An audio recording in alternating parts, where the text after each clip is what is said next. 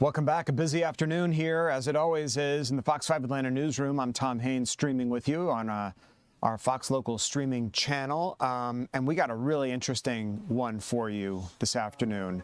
Came to me this morning in an email, and I said to myself, that happens to me. And I wonder why, but it does happen, and it probably happens to you. There's Dr. Ivan Misner, who's our expert this afternoon, on a topic that a lot of us deal with. We walk up to somebody who we know perfectly well, and their name like flies right out of our mind, and we're like, why did I forget that person's name? What's wrong with me? Am I losing my mind? Well, Dr. Misner is here to tell us, no, we're not losing our minds, that it's perfectly normal in this moment of social panic that we experience. Dr. Misner, you are the author of a brand new book, Networking is a Marathon, Not a Sprint. How to Outlast, Outconnect, and Outperform the Competition, which is something we could all use advice for. So what happens to us in that moment when we meet somebody and our mind goes blank? Yeah, it happens to us all. Look, I run the world's largest networking organization, BNI, and I meet a lot of people, and sometimes you meet them out of context. And that's oftentimes when our mind goes blank. I just, like 6 months ago, was in a grocery store and I met somebody who I knew this woman, but it was in a grocery store. And I just could not remember her name.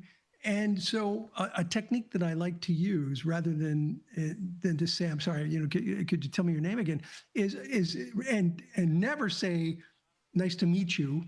I knew I'd met her before. Say, good to see you. And when you say good to see you, they'll often give you context. Okay. That's what I said with her. Good to see you. And she said, it's good to see you too. I was at that fundraiser at your house a couple of months ago. Right. Boom. I remembered who she was. I remember this happened to my father at a grocery store when I was a kid, and it never left my mind. He walked up to the guy and said, hey, Muscles, how you doing? You know, just something light and joking, because he completely forgot the guy's name. But why do we, because some of us panic, right? I mean, I sometimes wonder, my mother suffers from dementia, and I'm like, oh my God, here we go, it's happening. But that's really not what happens to your brain. And you don't have dementia, and that we stress ourselves out, which makes forgetting things even worse, doesn't it? It does. Oh, it absolutely does, especially as you start to get more gray hair like I have. You don't have that much. But, you can worry about that. But I've, believe it or not, always had a little bit of trouble remembering names. It's why I came up with the technique of, nice to see you rather than nice to meet you. People hate when they, are forgotten. Yeah. I used to say, nice to meet you. And they'd say, oh, we met 5 years ago at an event that you spoke at with several hundred people. I'm like, okay.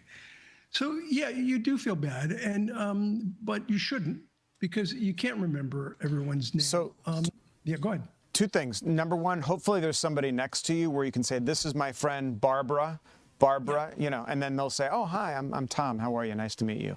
But what are some of the... you have a spouse who whispers in your ear, this is Janet. Yeah. What are some of the mental exercises we can do to make ourselves better at remembering people's names and having... They say that former President Bill Clinton had something called total recall. In other words, he could remember somebody's name that he met 5 years ago. How do we, not that we can do that, but how do we become better at remembering little things like people's names? Yeah, and a lot of people have these mnemonic things that they do, think about the way somebody looks and they connect it to something else. I'm not good at that. For me, there's three things I do. One is I repeat their name in my mind. So I'll say to somebody, Tom, it's really nice to meet you. And I'll use their name in conversation. I might even ask, and you might think this is crazy, but how do you spell that? Well, Tom is easy, you think, but a lot of people spell it T-H. Some people spell it T-H-O-M. So I might say, do you spell that as a traditional spelling, Tom, or is it T-H-O-M? And just saying that implants it in my brain that that's your name. So believe it or not, I do that even with John, because I know some people that spell it J-O-N versus J-O-H-N. Usually short for Jonathan. Yeah, exactly. So, and then use their name in conversation. So as you're talking to them, Tom, you use their name as you speak to them. Connect them with other people and say their name. Tom, let me introduce you to a friend of mine that's here at this event. And then you're introducing them to somebody that you already know. So you're using their name over and over again. Because those techniques help.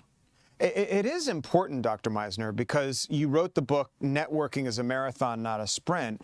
And using people's names makes them feel good about themselves and makes them remember you. Like, gosh, it was so cool how Tom called me by name. He remembers my name. He thought I was important enough to call me by my name. And that is critically important to business, sales, networking, getting a job. Yeah. It is. People do get a bit offended or feel a little put off if you forget their name. And that's why, getting the context and sometimes even when I say it's nice to see you and we're having a conversation and they don't give me context and I'll say, so, give me some context. When was the last time we spoke? And then they'll give it. And then it comes flooding back and it's easier to have a conversation with somebody. Yeah, well, it's just such great advice. Real quick, before I let you go, because I was curious, what interested you about this topic? In other words, why did you decide to help people remember people's names?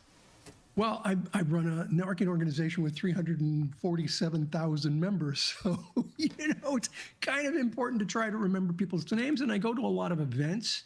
And meet people, and if I'm able to remember their name, it's really helps in the conversation. And they, just as you said, they feel better. That it's like, oh, hey, he remembered me, and he remembered the conversation. Which is, by the way, one of the things that I do is when I meet somebody and I get their card, I write on the back of their card something that we discussed, which works great in North America and Western countries. Don't do it in Asia.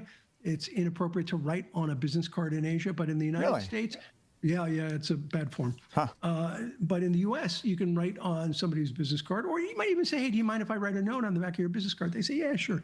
And then by doing that, it helps you remember more about that person when you see them again. Well, in an environment where everyone's trying to get a leg up in this society and in business, just great advice on how to remember somebody's name. Dr. Ivan Misner, the author of the new book, Networking is a Marathon, Not a Sprint.